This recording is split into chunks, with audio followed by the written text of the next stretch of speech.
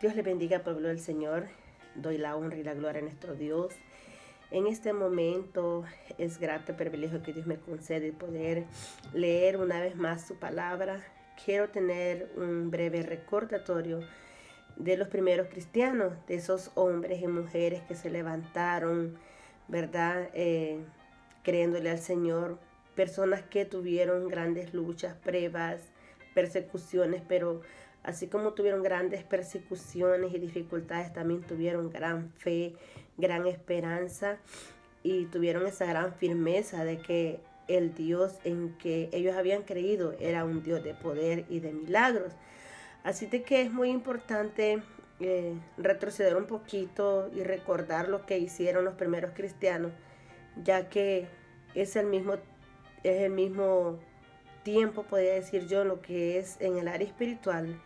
Hermanos, no ha cambiado el tiempo. El cristiano siempre tiene que perseverar día con día y luchar a vencer cada obstáculo, ya que pues el camino del cristiano no es que sea difícil, sino que nosotros miramos muchas veces que a otras personas les va mejor que a nosotros. Pero hermanos, la felicidad del mundo es algo pasajero y lo que Dios tiene para nosotros preparado es eterno. Y ahí donde marca la diferencia.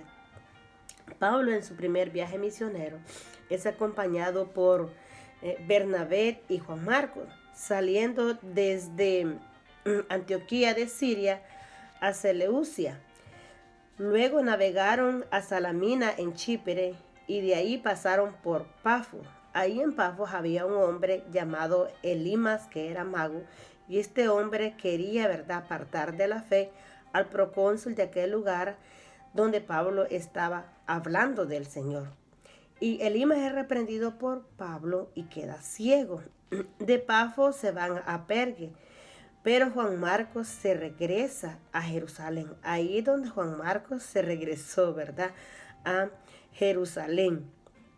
De Pergue se van a Antioquía de Pisidia. Pablo predica allí y muchos gentiles creyeron en la palabra.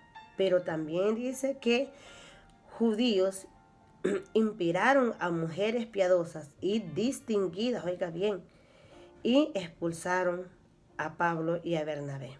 Siendo expulsados de ahí, se van de Antioquía a Iconio. Y muchos judíos y griegos creyeron en el Señor Jesucristo, pero algunos judíos y gentiles se lanzaron a apedrearlos y huyeron de allí a Listra. Y en Listra Dios usa a Pablo para sanar a un cojo de nacimiento. Mire qué precioso. Y la gente de esos lugares, ¿verdad?, creían que Pablo y Bernabé eran dioses. Pues a uno le llamaban Júpiter y al otro Plutón. Y qué hermoso es ver cómo Pablo dice que intenta convencerlos de que no les ofrezcan sacrificios. Recuerden que a cada dios le ofrecían sacrificios. Y Pablo les hace ver que ellos son seres humanos como ellos también, ¿verdad? Pero Pablo, ¿verdad?, los persuade y les hace ver de que pues ellos no merecen sacrificio y que no son dignos de sacrificio. Pero llegaron judíos de Antioquía y de Iconio y persuadieron a la multitud, y es ahí donde apedrean a Pablo. Y lo sacan, lo arrastran y lo dejan en verdad por muerto. Pero Pablo se levanta y al siguiente día se encamina con Bernabé a Derbe, y allí hicieron muchos discípulos. Y regresando, ¿verdad?, pasan nuevamente por Listra, Iconio y Antioquía y Pergue, estableciendo allí muchas iglesias en esos lugares. Luego llegaron a Atalia y finalmente regresan a Antioquía, su lugar de partida, de donde ellos habían salido.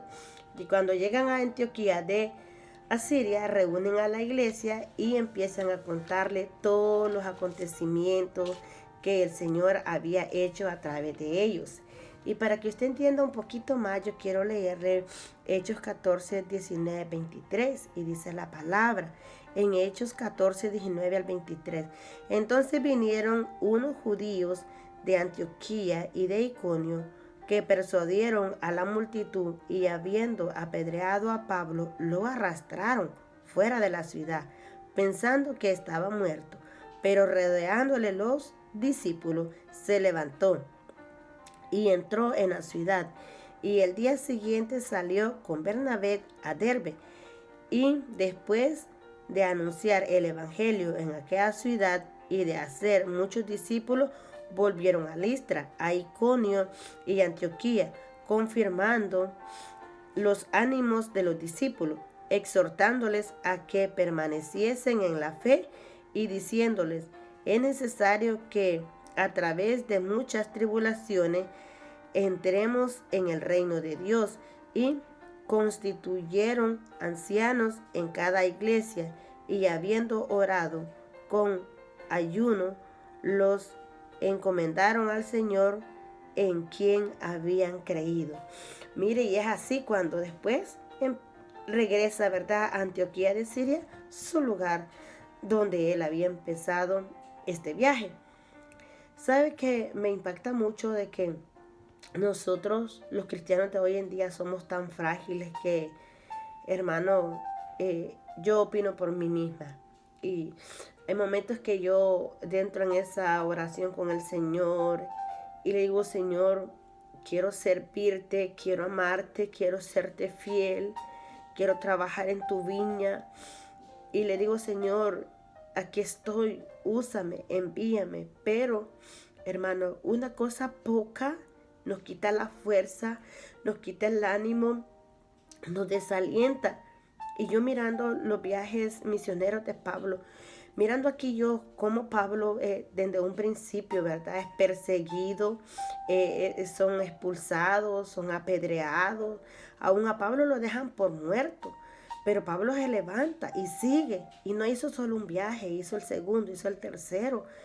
Y quizás hubiera hecho muchos más viajes, ¿verdad?, si no hubiese muerto o no hubiese caído preso.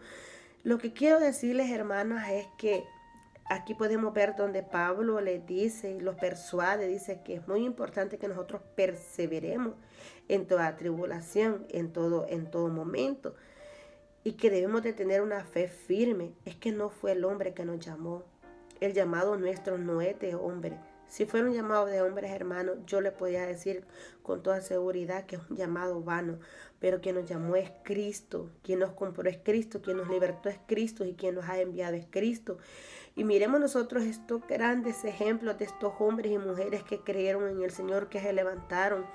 Personas que fueron perseguidas, golpeadas, humilladas, despreciadas, arrojadas, porque dice que a Pablo lo arrastraron fuera de la ciudad y lo abandonaron pensando que estaba muerto. Pablo bien se hubiera levantado y hubiera dicho: pues en verdad, Señor, este pueblo no te quiere escuchar y me voy a regresar. Podemos ver, ¿verdad?, que Bernabé a la primera se regresó, que Juan Marcos a la primera se regresó, pero también Juan Marcos llegó el momento que cuando emprenden el segundo viaje, Juan Marcos quiere ir, porque Juan Marcos reconoce que quien lo llamó es Dios, que quien le ha dado el ministerio es Dios. Yo solo quiero motivarte, amado hermano, en esta bella hora, de que nuestro ministerio es un ministerio precioso, que es algo que no lo podemos comprar, que es algo que no lo podemos vender, que es algo que no lo podemos comparar con nada ni con nadie. Lo mío es muy mío, lo tuyo es muy tuyo. Y yo le decía una vez a la iglesia de los Murillos, cuando estaba en Honduras: mi privilegio no se lo voy a entregar a nadie, porque mi privilegio es muy mío. Dios me lo dio a mí y es mío.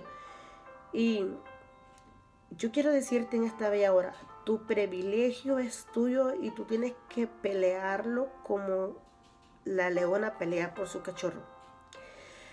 En ningún momento entregues en bandeja de plata lo que Dios te ha dado en bandeja de oro a ti. Tener un privilegio en el Señor es algo tan especial porque no lo merecíamos. Porque Dios hubiese escogido a los ángeles, a los serafines, a los querubines, a los ancianos. Dios hubiera escogido a uno de los 24 ancianos. Te escogió a ti. a ti y a mí, que somos seres imperfectos, que no merecíamos este don precioso de poder ni siquiera mirar o leer la palabra. Porque dice la palabra que Juan lloraba porque miraba que ni en el cielo, ni en la tierra, ni debajo de la tierra había quien fuera digno de abrir el rollo. Es que nosotros como seres humanos no somos dignos y ni somos merecedores de la gracia y la misericordia de Cristo, mucho menos de leer y entender esta palabra. Pero si hoy lo hacemos, es por pura gracia y misericordia del Señor. Es por la grandeza de su amor. Es por la grandeza de su fidelidad. Y yo te digo en esta bella hora, no te derribes, no te detengas y no entregues lo que a ti te pertenece. ¿Acaso tú tienes el valor de tomar tu hijo en tus brazos y entregarlo? ¿Verdad que no? Porque es muy tuyo, porque a ti te pertenece, porque tú lo amas. Así Dios quiere que amemos nuestro privilegio. Y estos hombres caían presos, hermanos. Eran golpeados, eran apedreados, eran crucificados. Los castigaban de una y otra manera, pero ellos decían: no puedo renunciar al amor de Cristo, no puedo renunciar a aquel que vino y entregó todo por mí. Ahora la iglesia debe de decir lo mismo, debe tener la misma firmeza, la misma certeza, que aquel que vino y que murió, que pagó el precio, un día volverá. Por cuanto no podemos nosotros renunciar al amor de Cristo, no podemos dejar que nadie apague la llama que está encendida en nuestro corazón. No podemos permitir por cualquier cosa decir: ya no voy a servir, voy a entregar mi privilegio. No lo entregues, es tuyo. No dejes que el enemigo se ría de ti. En cambio, párate tú, aunque te tiemble todo, aunque no tenga fuerza, dile: sabes que Satanás, este privilegio Dios me lo ha dado a mí, y tú no vas a meter ni la uña ni la pezuña. Aleluya, porque vive Jehová, y mi Redentor me guiará, y mi Redentor me sostendrá, y Él me iluminará, y Él me guardará. Y si Él va conmigo, yo iré. ¿Sabes por qué? No hay cosa más hermosa que ir y hacer la voluntad de Dios. Mira, estos hombres se levantaron, caminaron días, caminaron meses, se llegaron hasta el lugar donde iban a llegar. Luego se regresaron motivando a los hermanos, haciendo nuevos discípulos, dejando personas encargadas de la viña del Señor, y regresaron con gozo y alegría, contando lo que Dios había hecho. ¿Qué tal que Pablo se hubiera regresado al principio? Entonces no hubiera podido reprender a Elimas, entonces no hubiera podido hacer discípulos, no hubiera podido predicar en otros lugares de la palabra del Señor. No te detengas, amada iglesia, que pronto vamos a llegar. Yo te dejo en esta bella hora con esta reflexión, mirando el primer viaje misionero de Pablo, que Pablo ahí no se detuvo. Él se hubiera quedado ahí con su primer viaje, pero sin embargo podemos ver que Pablo tiene muchos viajes más. Y así como Pablo no deja de viajar, tampoco deja de escribir, también nosotros no debemos de dejar de hablar de la palabra del Señor. ¿Cuál es nuestra persecución? ¿Cuál es nuestra lucha? ¿Cuál es nuestra prueba? Solamente es ver lo que este mundo ofrece. Son vanidades. Usted y yo podemos hablar del evangelio con toda libertad. No tenemos esa persecución que nos van a encerrar, que nos van a matar. No, el único que quiere matarnos es Satanás, pero él está vencido. Recuerde que Jesucristo lo venció en la cruz cuando él murió y resucitó. Así que, amado pueblo del Señor, en esta bella hora yo lo dejo con esta meditación de que analicemos y pensemos cuál es nuestro martirio, cuál es nuestro sufrimiento, pero cuál es nuestra victoria, cuál es nuestro beneficio. Si estamos en las manos del Señor, nadie nos va a arrebatar. Dios me le bendiga grande y poderosamente, y espero que estas palabras sean de aliento para su vida, como lo es a la mía. Sabe, cada vez que tomo la palabra es de mucha bendición para mí, porque puedo ver la gracia y la misericordia de Dios, y que los que confían en el Señor no son avergonzados, que siempre nos va a respaldar Dios de una u otra manera. Claro que vamos a pasar momentos difíciles, pero la mano del Señor estará siempre ahí pendiente para que nosotros no podamos para que nosotros podamos cruzar todo valle de lágrimas. Aleluya. Dios me le bendiga. Hasta pronto.